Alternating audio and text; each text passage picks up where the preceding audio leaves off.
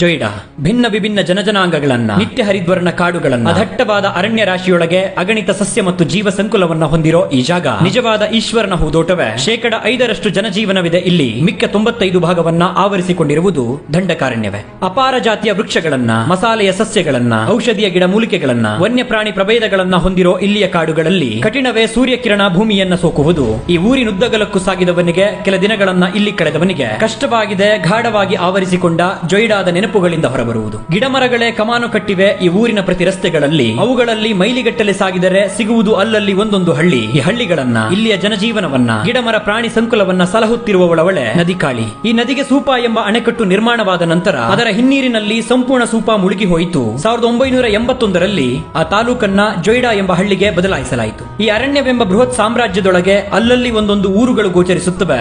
ಅವುಗಳೊಳಗೆ ಒಂದಷ್ಟು ಬುಡಕಟ್ಟು ಜನಾಂಗದ ಕುಟುಂಬಗಳು ನೆಮ್ಮದಿಯ ನೆಲೆಯನ್ನ ಕಟ್ಟಿಕೊಂಡಿವೆ. ಕೃಷಿ ಮತ್ತು ಕಾಡಿನ ಮೇಲೆ ಅವಲಂಬಿತವಾಗಿರೋ ಅವರ ಜೀವನಕ್ಕೆ ಮೂಲ ಆಧಾರವಾಗಿದೆ ಅರಣ್ಯದಿಂದ ಸಿಗೋ ನೈಸರ್ಗಿಕ ಉತ್ಪನ್ನವೇ. ಇಲ್ಲಿನ ಊರುಗಳಲ್ಲಿ ಸಮಯ ಕಳೆಯುತ್ತಾ, ಕಾಡೊಳಗೆ ಹೆಜ್ಜೆ ಹಾಕುತ್ತಾ ಹೋದಂತೆ ಈ ಜೊಯ್ಡಾ ನನ್ನನ್ನ ಮತ್ತಷ್ಟು ತನ್ನಾಳಕ್ಕೆ ಇಳಿಸಿಕೊಂಡಿದೆ. ಆ ಕಗ್ಗಾಡಿನ ಪ್ರದೇಶಗಳು, ಅವುಗಳಂಚಿನ ಹಳ್ಳಿಗಳು, ಅಲ್ಲಿಯ ಜನಜೀವನಗಳು, ಮುಂಜಾನೆಯ ಸೂರ್ಯೋದಯಗಳು, ಮುಸ್ಸಂಜೆಯ ಸೂರ್ಯಾಸ್ತಮಗಳು, ಮಂಜು ಹೊದ್ದು ಮಲಗಿದ್ದ ಬೆಟ್ಟ ಗುಡ್ಡಗಳು, ಹಿಮದಲ್ಲಿ ಮಿಂದೆದ್ದ ಗದ್ದೆ ಬಯಲುಗಳು, ಅಲ್ಲಲ್ಲಿ ಕಂಡ ವನ್ಯ ಮೃಗಗಳ ಪಾತ್ರವೇ ಈ ಊರನ್ನ ನನ್ನ ಮನದಾಳದಲ್ಲಿ ಬೇರೂರಿಸುವುದರಲ್ಲಿ ಹೆಚ್ಚಿದೆ. ಕರ್ನಾಟಕವಿದು ಒಂದು ರಾಜ್ಯ, ಹಲವು ಜಗತ್ತು. ಅದರೊಂದು